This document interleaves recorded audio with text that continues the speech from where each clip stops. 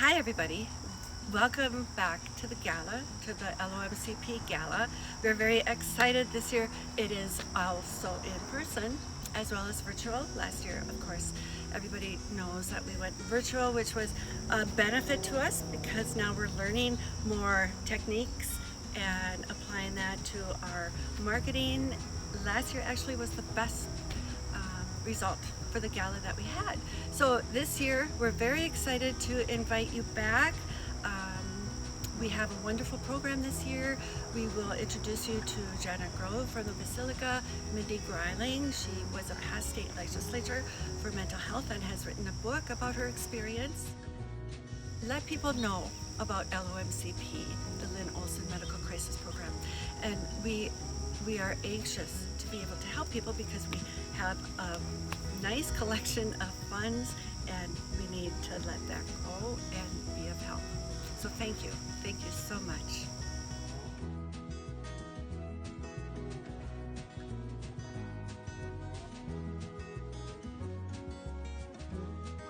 Indeed, my name is Janet Grove, and I run the mental health ministry at the Basilica of St. Mary in downtown Minneapolis. The ministry is over 16 years old and provides resources, education, and social opportunities for those with mental health issues and their family and friends. It was through this ministry that I discovered our presenter's book, Fix What You Can. And Mindy's book spoke so highly to the members of our ministry, both as a mental health resource, but also as a book on advocating for better mental health legislation that helps to eliminate the stigma around mental illness and works to promote programs that are the most effective and strengthen the mental health in our individual communities and in our state. I'm really pleased to introduce Mindy Greiling.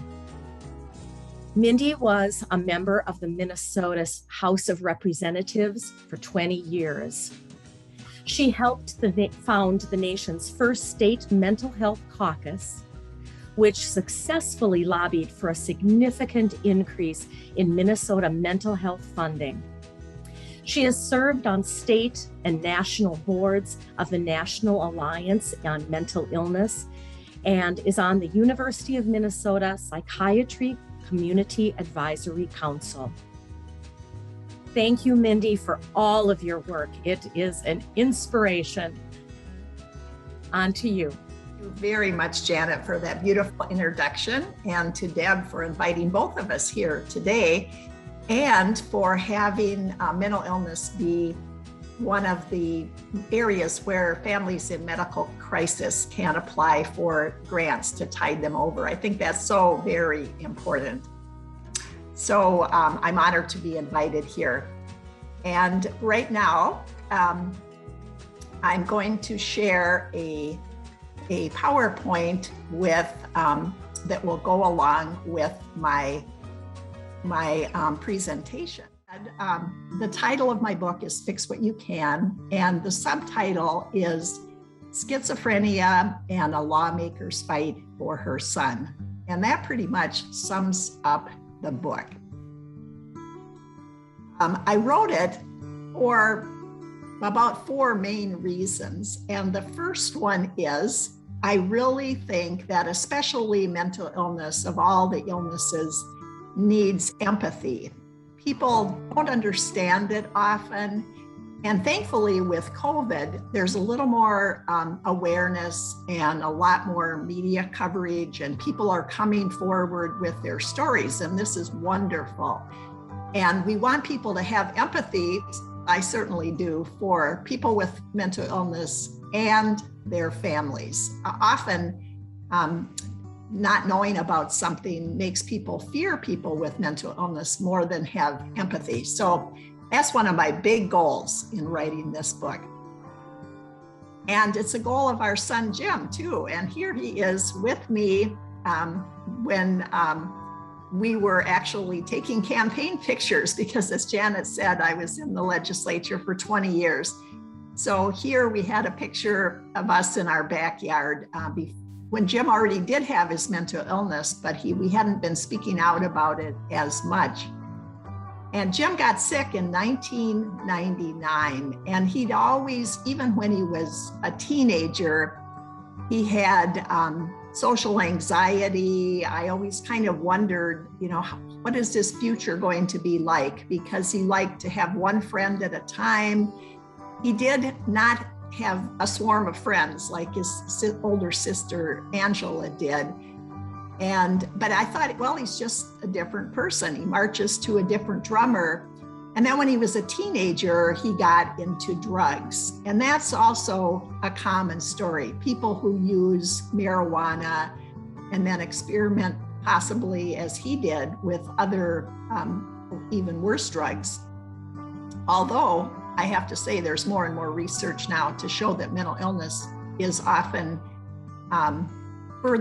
hastened along by teenagers who use marijuana if they have it in their genes and their heredity, as Jim did.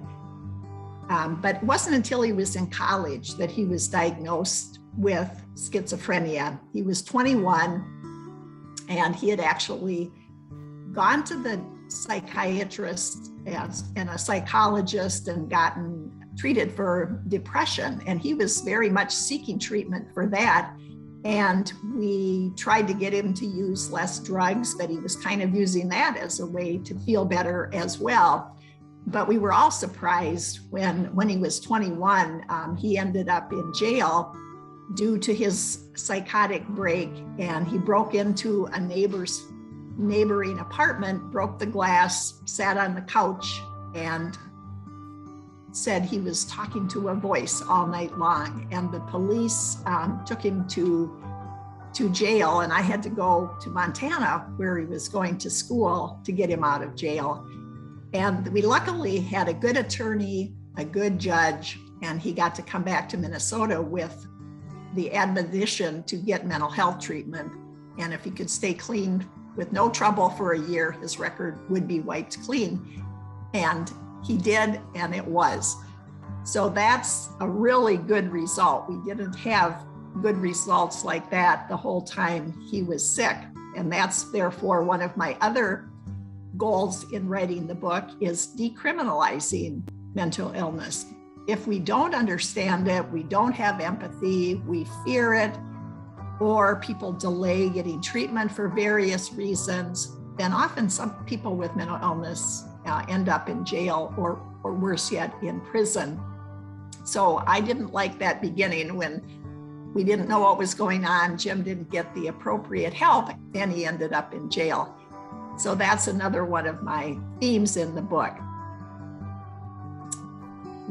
Another theme is mental illness affects the whole family. So when Jim got sick, our whole family got sick.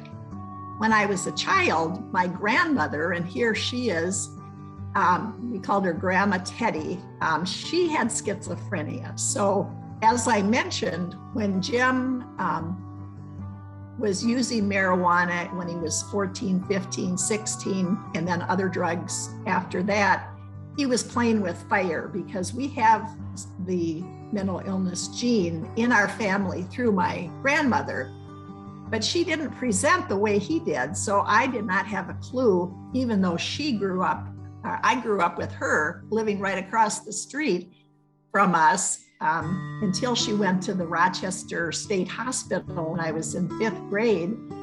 It didn't actually help me to recognize the signs in my own son. He was using drugs. She wasn't. I didn't know her till she was middle-aged, and so I didn't know how she presented as a teenager. But I sure know that mental illness affected our whole family. When she got sick in those days, in the 1950s, she, like a lot of people, was sent to the Rochester State Hospital, and she never got out until she went to a nursing home when she was much older. So there wasn't the community care, there wasn't any kind of crisis care, nothing other than you got sent away, and often families didn't visit. Our family did visit, and we brought her to our houses for meals and things, but she always had to go back. So that is a sadness that hopefully now there's a lot more hope. Our son Jim has been hospitalized many times, but he gets out and he's often working. I have to say right here that even though at the very end of the book, Fix What You Can, he wasn't doing terribly well. He was once again had been in jail for committing a crime due to his mental illness being not properly treated and his using drugs. But now, in the couple of years since the book came out, he's actually doing really well.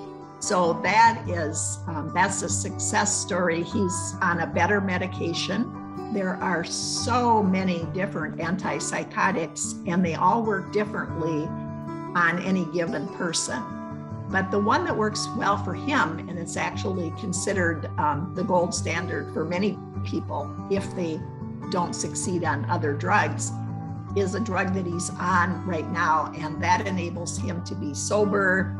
He was recognizing the girlfriend that he had in the book who was taking advantage of him and making him a victim. He broke up with her, and he's been doing really, really well for the last couple of years. So mental illness is treatable, and that's one message that I have in the book as well. But it does affect the whole family. When my grandmother got sick, she left, and my sister and I were just in elementary school. So we lost our loving grandmother. We still saw her occasionally, but it was more like a visitor instead of running over to her house whenever we wanted to. Again, mental illness affects the whole family. So here's Angela, Jim's older sister, who's 2 years older. And at the time Jim got sick, she was doing an internship in Washington, D.C. And here she was lobbying, or not lobbying, she was a journalist. She was covering the late Senator Paul Wellstone. And this is in his office. And he was working really hard on mental health parity, which he and Congressman Jim Ramstad eventually passed. Jim Ramstad had to finish it up after Senator Wellstone died, but it's now in place in the federal government, where if an insurance company offers coverage for mental illness, then it has to be on a par or in parity with other illnesses. So that was huge.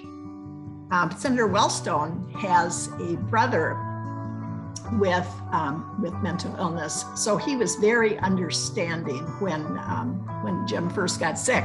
So Angela knew him professionally, but she shared with him first the story of her brother, which I thought was very, very touching. And she said he knew just what to say. Advocacy is, Janet mentioned when she introduced me, such an important topic when it comes to mental illness, because if someone gets sick with a mental illness, especially a serious mental illness where their brain is not working well enough to successfully advocate for themselves in all cases, then the family needs to advocate, people need to get politically active. So all through the book, I have a strong theme of advocacy, because not only was I battling insurance companies for our Jim or advocating for him with his providers, I had the luxury of being at the legislature. So I could go and write bills or pass bills, or as Janet mentioned, I started the Mental Health Caucus. So that was senators, representatives, Republicans, Democrats. Mental illness strikes both political parties. So it's one area where the two parties can work together, and we did. And that way you can pass a lot more bills. Some of them are policy bills that don't cost any money they are challenging to pass if they are getting into the area of civil rights or the right for someone to choose. When Jim was first sick, he did know he was ill. He did seek out someone who could give him an antidepressant, but later when he became psychotic, he did not know he was ill. He thought, and that's common, he thought he was not sick, he did not need help, and we could all not worry about him because he was taking care of things. But that meant that he had suicide attempts. He had times when his delusions made him think he needed to kill me because I was an imposter. I was not his real mother, and he needed to get rid of that imposter so he could get his real mother back. So we're talking dangerous topics when you're afraid of your own son because they think they have to kill you because you're not their real mother, or you're afraid for your son or daughter or spouse or grandmother or whoever, your friend, because they are thinking they need to harm themselves. Maybe they have voices or thoughts telling them that, which Jim did. You're no good. The world would be better off without you. Then people have to step in. But that area, this area of civil commitment or getting treatment when someone doesn't want it, can have fault lines in the mental health community and with legislators. So both parties are needed for issues like that. And then legislators who are more conservative might not want to be putting in as much money as legislators who are more liberal. So it takes a balance to get all the things that are needed in the mental health system. And I was very proud that we did pass the most historic increase in the amount of funding in the mental health system in the history of our state while I was in the legislature. And then the biennium after I left, that increased yet again the momentum of that mental health caucus with all those legislators working together and the mental health advocacy groups like NAMI pushing for it. Then the funding increased again. And so this picture is kind of a fun one because there are really good photographers at the legislature. And so that's me way in the middle. And it's when I decided to leave the legislature.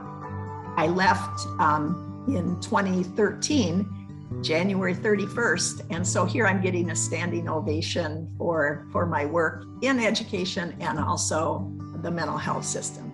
So advocacy is hugely important. And if you're not a legislator, then you need to get down to the Capitol or email or contact or call or go to town hall meetings legislators are having and raise the topic, because the squeaky wheel gets the oil in terms of what is on the plate for legislators, both federal and at the state level.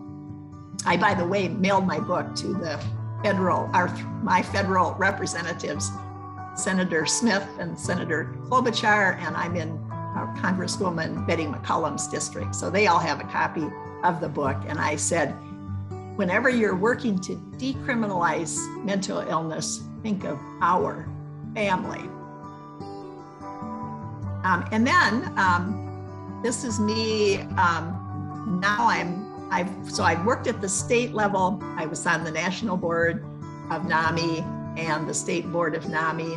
And now that I'm retired from the legislature, I'm the president of NAMI Ramsey County. And I'm really enjoying that because we lobby Ramsey County commissioners and their staff and all things that affect the county. And the county is really a very good place to lobby because they're the ones that spend the money. The federal government sends money to the state for mental health programs or sometimes block grants, and the state can decide. And then the state decides how much money to put into each program in health and human services, including mental illness. And then the counties, all 87 counties, get the funding, and they're the ones that decide where the rubber meets the road.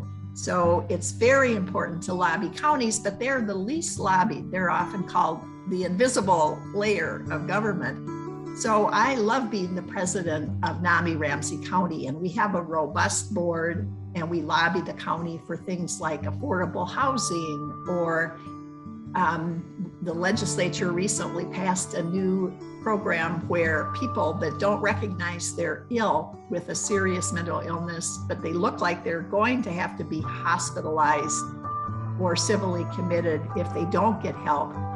Now the counties are empowered to help sooner and with their crisis teams. We also had a listening session on how the police interact with people with serious mental illness or any kind of mental illness in a crisis.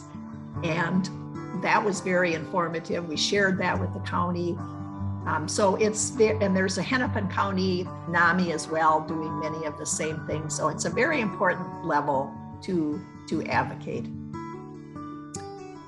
So I'm nearing the end here now, and I always love this quote from Eleanor Roosevelt, because it goes along with my thinking that if you're going to advocate for something like having better funding or better programs for people with mental illness, then we need to tell our stories. And Eleanor said, "My interest or sympathy or indignation is not aroused by an abstract cause, but by the plight of a single person. My feeling of obligation to do something has stemmed from one individual and then widened to become applied to a broader area." And so that's the reason that I wrote my book. I have facts and figures in there. I have resources at the end. There's actually a study guide so that colleges and universities, or even anyone studying it through their church or in a book group or any group, could connect with resources and a study guide that a student at the University of Minnesota, a doctoral candidate in psychology, wrote the study guide. So all of that information is there, but I wanted the power of a single story, the Greiling story, Roger, Mindy, Angela, and Jim, to be the story that gets the interest of people in power like Eleanor Roosevelt, and then they want to do something broader. And I just mentioned my husband, Roger, and I usually mention him a little more, but he's been a full partner in my causes, mostly by supporting me.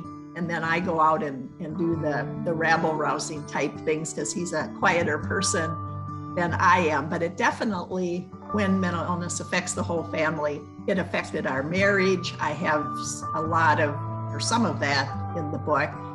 And we managed to work things out, but it's very hard on a family, not to mention how hard it is on the person themselves when they have a mental illness. But everyone is affected. So I wrote the book for empathy for people with mental illness, most of all, also their families, that you need to advocate. If you're going to get anywhere, you have to advocate with the mental health system, with policymakers to make things better. And also I mentioned briefly, and I'm going to mention just a little bit here, the decriminalization of mental illness is very important.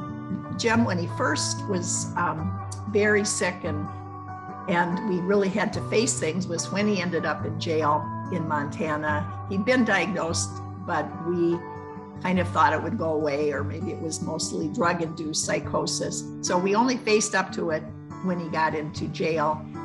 And he's been in jail a couple of other times. I'm just grateful we can hire attorneys, or we're very aggressive about getting help sooner, but not everybody is. So I'm just going to end with four slides of facts and figures of how mental illness gets criminalized. So it's not exactly a crime to be homeless, but it's very prevalent. 26% of homeless adults staying in shelters have a serious mental illness, and 46% have a severe mental illness or use substances. substance disorders. So that could very well be our son if he didn't have such an aggressive family. The prisoners, 20% are people with a recent history of mental illness, 21% of a local jail. These are, by the way, facts from NAMI National Alliance on Mental Illness in Virginia that covers the whole country.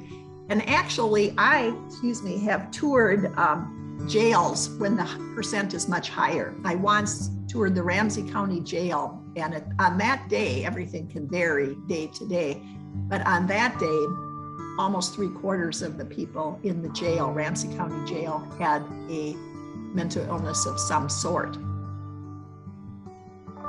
Youth who get into the juvenile justice system, it is 70% where they have a mental health condition, and 20% of them have a serious mental illness. So youth are the ones where we really ought to be catching mental illness earlier, intervening and getting them off to a much better life than they're going to have if we let it fester.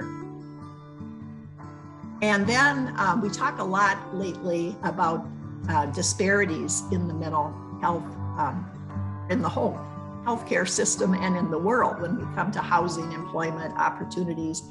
And in the area of mental illness, the BIPOC community, Black, Indigenous, people of color, are much less apt to access mental health services. It's half patients for Black people or Hispanic Americans, and 1/3 the rate for Asians.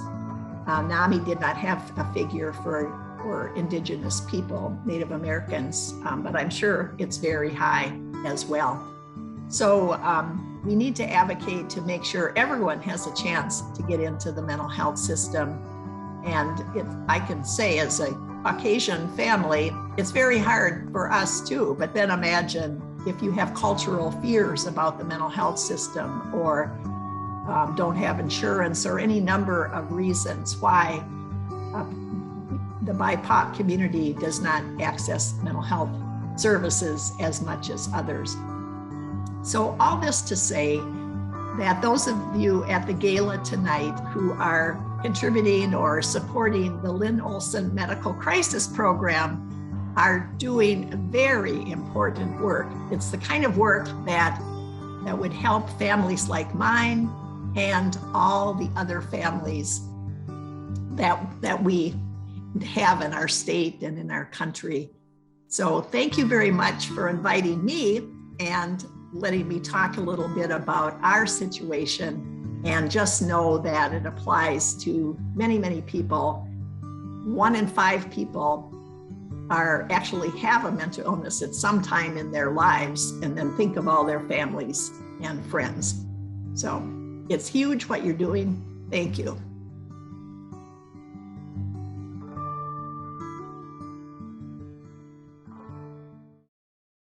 Hello, my name is Stephanie, and I'm here today with our host, Zora.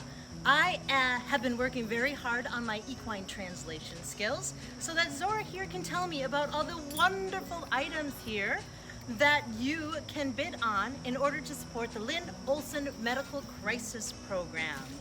Zora, what do you think? What should we start out with? What do you think? Would you like the honey? Right here is a beautiful, absolutely gorgeous basket with all kinds of local honey. We all know how good local honey is for your health, and if you have any asthma or any allergies of any sort, nothing can be better than getting it straight from the bees. Another item that we have that Zora wanted to make sure that we pointed out before she tried to eat it is this absolutely lovely rolling pin. You can roll out all kinds of cookies, and Zora would appreciate actually if you would please roll out some horse treats for her as well. Speaking of beautiful wood items, we have salad, forks here to mix your salad up with. We'll put that in there. We've got some coffee, spoons here, and then Zora and I really, really appreciate the aromatic cedar bowl. Appreciate it so much that we're gonna eat it. See what I mean about the honey? It's good. Zora vouches for it. There's also a buckthorn bowl. How wonderful is that? taking something like buckthorn, which is a pernicious weed, and making it into this beautiful bowl is just something I know I will be bidding on. So I'll be in competition for someone with that one. And Zora, what else do you want to show? All right, Zora says keep going with the bowls. Look at this beautiful applewood salad bowl. How stupendous is that? I have to imagine there would be a lovely scent that would come from it as you're mixing your salad with the salad tongs. So make sure you get it all with these beautiful bowls. We also have something that intrigues me very much, and at the gala I hope somebody will come up and explain this wonderful whiskey woods box filled with all kinds of beautiful things to make a fine whiskey drink. And what intrigues me the most about it, and why I will bid on it for this reason alone, it comes with a torch. Who wouldn't want a torch? Right, Zora? Well, maybe not you, all right? But hey, I'll give you a equine treat at the end, just to make up for the fact you can't have whiskey.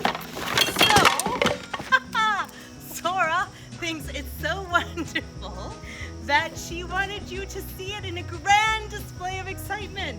So I promise you, all of this, if the camera could just like go on down here, all of this is still in great shape, thus proving these are items that will last a lifetime and you will pass on forever and ever.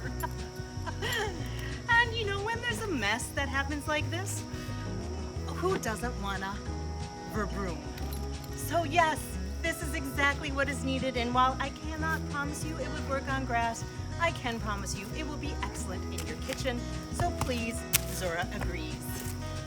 Zora actually has come off of her thing here, so we are going to show you the last two items here relatively quickly so we can regain our equine host. So Zora's just prepping, so you know, for the Take Your Sauce to Go.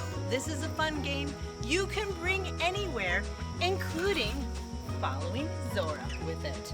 So make sure you bid on that one. And then last but not least, perhaps Zora has decided to take off because she's a little bit sore that this final thing that I'm going to share with you tonight is something that she, alas, cannot go on. However, you can. You have the wonderful opportunity for a half-day boat rental on the St. Croix River on a gorgeous pontoon. Just think of that.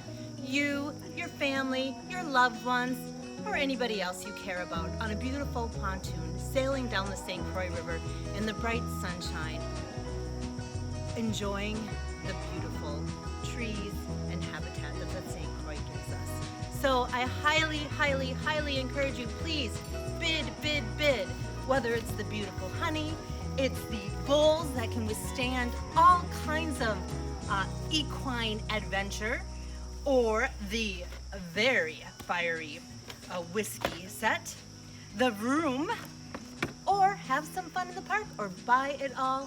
It's all here to raise money so that people who are in medical crises have the funds they need in order to pay the bills or to be able to do what they need to have happen in order to take an event that's so difficult in their life and make it just a little bit better, and to know that people love and care for them no matter where they're at. So thank you. I think Zora would 100% agree. It's all worth bidding